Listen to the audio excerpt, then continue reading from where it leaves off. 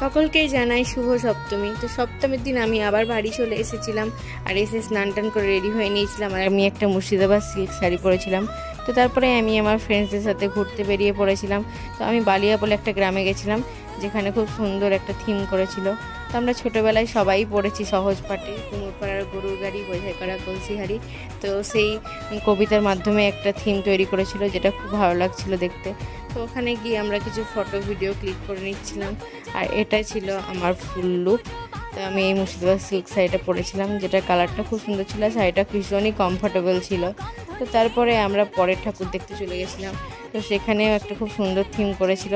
এখানে 51 সতীপীঠ দেখানো হয়েছিল, কোন স্থানে ঠাকুরের কোন অংশ পড়েছিল সেটা দেখানো হয়েছিল। আর এই থিমটাও ভীষণই সুন্দর করেছিল, আমাদের সবারই খুব ভালো লেগেছিল। তো সপ্তমীর সকালটা আমরা এভাবেই সবাই আনন্দ করে কাটলাম। তো ফিরে আসছি পরের ভিডিও নিয়ে, ততক্ষণের জন্য বাই।